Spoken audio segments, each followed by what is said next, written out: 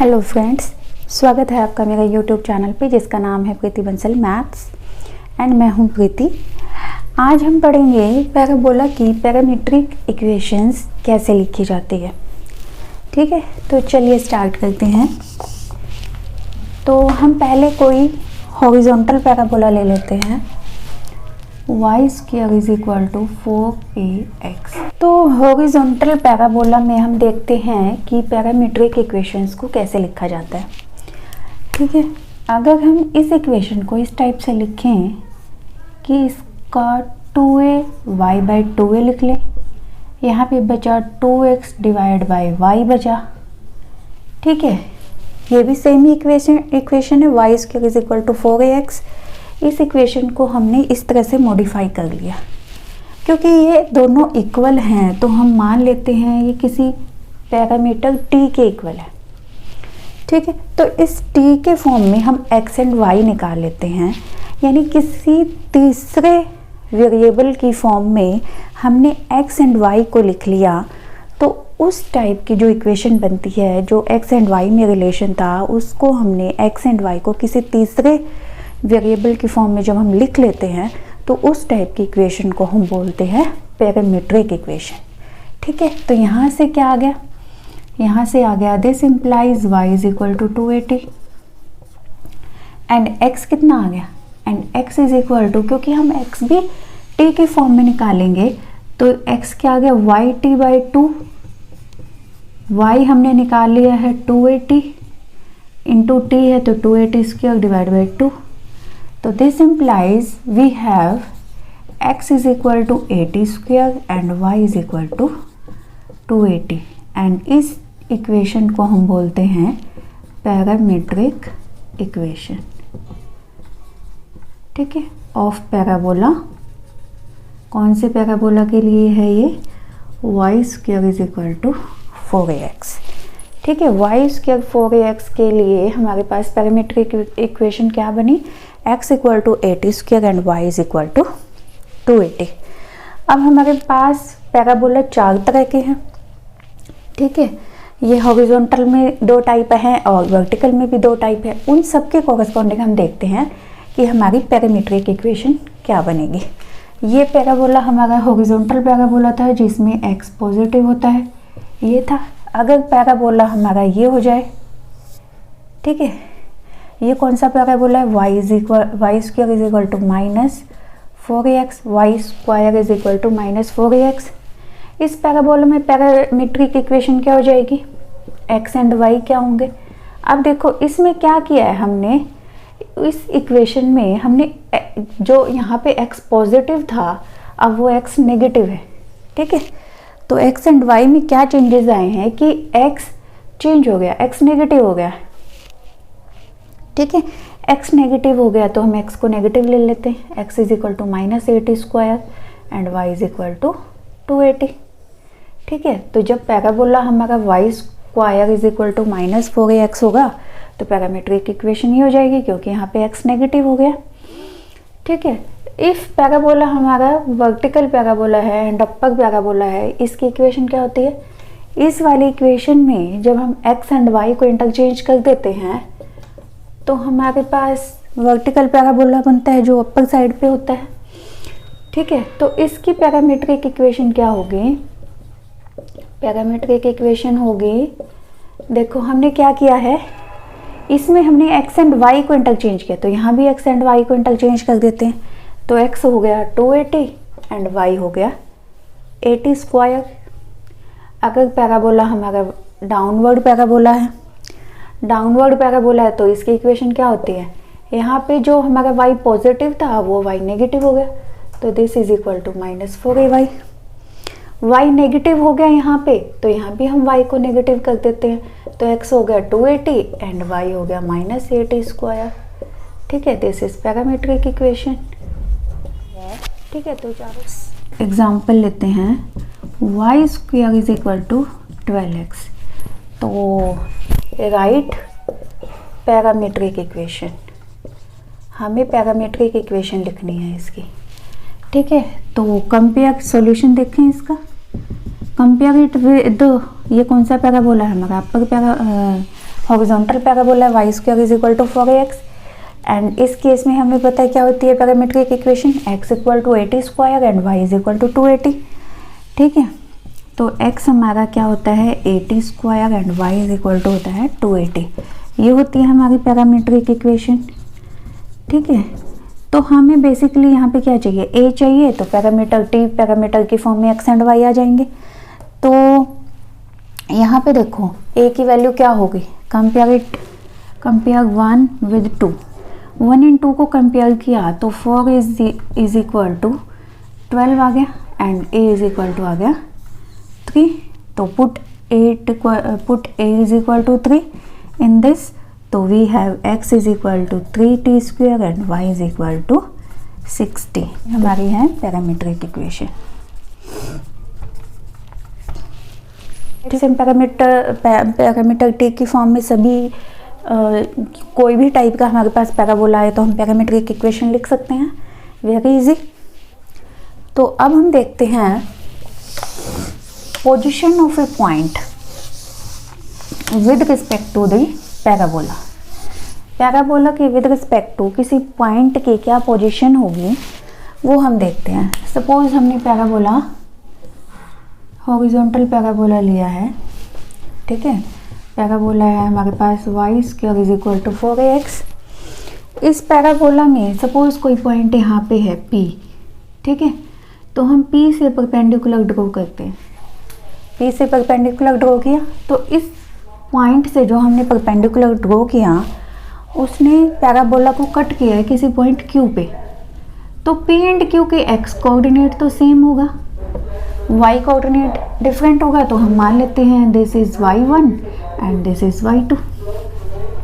ठीक है, तो if this point P lies outside the parabola y square is equal to 4ax, then क्या होगा, if point P lies outside तो क्या होगा, this length is greater than this length, suppose this point is m, तो क्या होगा हमारे पास P M length जो होगी वो बड़ी आएगी क्यू एम लेंथ से, क्योंकि हम क्या प्रूव करना चाहते हैं कि ये P point outside the parabola है, तो उसके लिए कंडीशन निकालना चाहते हैं कि ये पॉइंट आउटसाइड है तो इसकी क्या कंडीशन होगी। ठीक है, पैराबोला अगर हमें दिया है, किसकी इक्वेशन हमें दी है, तो इस आउटसाइड वाले पॉइंट की क्या कंडीशन होगी, हम कैसे बता पाएंगे कि ये पॉइंट पैराबोला के आउटसाइड में है या इनसाइड में है या लाइज ऑन द पैराबोला है। ठीक है, तो हम देख लेते हैं कि P पॉइंट से हमने परपेंडिकुलर ड्रॉ किया। ठीक है, तो if P lies outside the parabola, if P lies outside the parabola, then हमारे पास क्या आएगा, PM length is greater than QM length. ठीक है, PM लेंथ हमने y कोऑर्डिनेट इसका y2 लिया है एंड इसका y कोऑर्डिनेट हमने y1 लिया है, तो y2 is greater then y1 आएगा। ठीक है, since point x, y1 lies on the parabola then it will satisfy the equation of the parabola. ठीक है, क्योंकि ये पॉइंट इस पे लाई करता है तो it will satisfy the equation, तो इसको सेटिस्फाई करेगा x, y1 lies on the parabola, therefore हमारे पास क्या आएगा, y1 square is equal to 4ax, ये आएगा। तो y2 is greater then y1, this implies y2 square is also greater than y1 square, and y1 square हमें पता है this is equal to 4ax, तो ये हो गया 4ax, y2 square is greater then 4ax, this implies y2 square minus 4ax is greater than 0, and ये किसकी equation है, दिस इज द इक्वेशन, ये किसके लिए इक्वेशन बन गई, जब पॉइंट P को हम इस इक्वेशन में पुट करते हैं। सपोज हम क्या मान लेते हैं, और हम इसको क्या लिख लेते हैं, P is equal y square minus 4ax। ठीक है, इस पैराबोला को हमने इस तरह से लिख लिया। ठीक है, this is equal to 0, but हमने इसको P माना है, सिर्फ इसको P हमने मान लिया है। ए ले लेते हैं, ठीक है। तो A M length is greater than Q M, ठीक है। तो ये आ जाएगा और यहाँ पे आ गया पैराबोला की वैल्यू पॉइंट ए पे, ठीक है। इस टाइप से ठीक रहेगा। ए एम की वैल्यू बड़ी होनी चाहिए क्यू एम से, एंड यहाँ पे आ गया पी ए, ठीक है। पी की पैराबोला की वैल्यू ए पॉइंट पे क्या आ गई, पॉजिटिव। इसी टाइप से जब इनसाइड में होगा ये पॉइंट ए, तो ये वाली लेंथ इस वाली लेंथ से छोटी होगी, तो ये सारा नेगेटिव में चल पड़ेगा। नेगेटिव में चलेगा तो ये लेस देन 0 आ जाएगा, ठीक है। Similarly if P lies inside the parabola होगा, then P if point P की जगह ए पॉइंट, यहाँ पे पॉइंट ए ले लिया हमने। If point A lies inside the parabola, then P A क्या हो जाएगा, negative. If point A lies on the parabola होगा, तो ये क्या वैल्यू हो जाएगी, 0 हो जाएगी, क्योंकि ये पैराबोला की इक्वेशन को सेटिस्फाई करेगा पॉइंट ए, तो दिस इक्वल टू 0। तो इस टाइप से हम पता कर सकते हैं कि पॉइंट पैराबोला पे लाई करता है या इनसाइड में है या आउटसाइड द पैराबोला। देखते हैं equation of the chord joining 2 points of the parabola. कोई पैराबोला है, सपोज हमारा y square is equal to 4ax, हमने पैराबोला ले लिया, ठीक है। तो कोई भी कॉर्ड है, कॉर्ड हमें पता है जब हम 2 पॉइंट्स को मिलाएंगे, suppose this point P, 2 points को जब हम मिलाते हैं तो हमारी क्या बन जाती है, वो कॉर्ड बन जाती है। तो इक्वेशन हमने निकालनी है इस कॉर्ड की joining 2 points of the parabola, ठीक है। तो इसकी पैरामीट्रिक इक्वेशन हमें पता है, x is equal to 80 square and y is equal to 280, ठीक है। तो हम P पॉइंट मान लेते हैं। P पॉइंट क्या है, x is equal to 8t1 square and y is equal to 2at1, and Q point क्या हो जाएगा, 8t2 square and y is equal to 2at2, ठीक है। ऐसे क्यों लिया है, क्योंकि हमने देखो इक्वेशन निकाली थी x is equal to 80 square and y is equal to 280, ठीक है। ये हमने पैरामीट्रिक इक्वेशन लिखी थी, यानी कि इसका क्या मीनिंग था कि जो भी हम पॉइंट लेंगे पैराबोला पे, ठीक है, वो x एंड y की फॉर्म में है, ठीक है। कोई भी पॉइंट हम लेते हैं उसका x कोऑर्डिनेट होगा एंड y कोऑर्डिनेट होगा, बट अब हमने क्या निकाल दिया, x एंड y को दोनों को 2a तो कांस्टेंट है, 2 भी कांस्टेंट है, हमने इन दोनों पॉइंट्स को x एंड y को t की फॉर्म में निकाल दिया, ठीक है। यानी एक पॉइंट निकाल लिया, suppose this point is p, देन इसके लिए हमें एक ही पॉइंट चाहिए t। एक t हमें पता है तो हमें x एंड y पता चल जाएंगे, एक t हमें पता है तो यहाँ से हम x निकाल सकते हैं, एक t हमें पता है तो यहाँ से हम y निकाल सकते हैं, ठीक है। तो कोई भी पॉइंट होगा पैराबोला पे, यहाँ पे सपोज Q पॉइंट है, इसका भी कुछ t होगा, सपोज इसका t1 है तो इसका भी कोई पॉइंट कोई t पॉइंट होगा, सपोज t2 पॉइंट है, ठीक है। तो इसीलिए हमने यहाँ पे 81 स्क्वायर एंड 281 लिया है, इसे यहाँ पे 82 स्क्वायर 282 लिया है, ठीक है। 2 अलग अलग पॉइंट्स हैं तो उनका अलग अलग t होगा, तो इसका हमने मान लिया t1 है, इसका t2 है। t1 t2 पता है तो हम यहाँ से x निकाल सकते हैं, y निकाल सकते हैं, तो इसका x हमने निकाल लिया, इसका y हमने निकाल लिया। इसी टाइप से इसका t2 पता था तो इसका x एंड y निकाल लिया, ठीक है। तो ये बात की क्लैरिटी होनी चाहिए कि ये t1, यहाँ पे t1 दोनों सेम आएंगे x एंड y में, क्योंकि हमने क्या किया है, एक t के फॉर्म में दोनों को एक्सप्रेस कर दिया x एंड y को, ठीक है। अब हम इस लाइन की, ये कॉर्ड जो बनी है PQ, इसकी हम इक्वेशन लिखते हैं। तो इक्वेशन हमें पता है, अगर हमें किसी भी स्ट्रेट लाइन का स्लोप पता है एंड एक पॉइंट पता है तो हम इक्वेशन लिख सकते हैं, ठीक है। तो इसका स्लोप क्या होगा, इस लाइन का स्लोप हम लिख सकते हैं। तो इक्वेशन क्या आ जाएगी, y माइनस y1, ठीक है। सपोज यही ले लेते हैं 2AT1 is equal to slope क्या आएगा y2 माइनस y1 यानी 2AT2 minus 2AT1 divide by AT2 square minus AT1 square into x minus AT1 square. ठीक है, ये आ गया। तो यहाँ से देखो this imply y minus 2AT1 is equal to, यहाँ से देखो ए नीचे भी कॉमन आएगा ऊपर भी कॉमन आएगा तो कैंसिल हो जाएगा। तो यहाँ से क्या बचेगा, यहाँ से बचा 2, a कैंसिल हो जाएगा, यहाँ भी बचा 2T2 माइनस T1, यहाँ बचा T2 स्क्वायर बचा, इसको हम खोल लेते हैं T2 minus T1 into T2 plus T1 and x minus AT1 square. ठीक है, ये आ गया। तो ये भी कैंसिल, T2 माइनस T1 था ना, तो ये बच गया 2/T2 प्लस T1,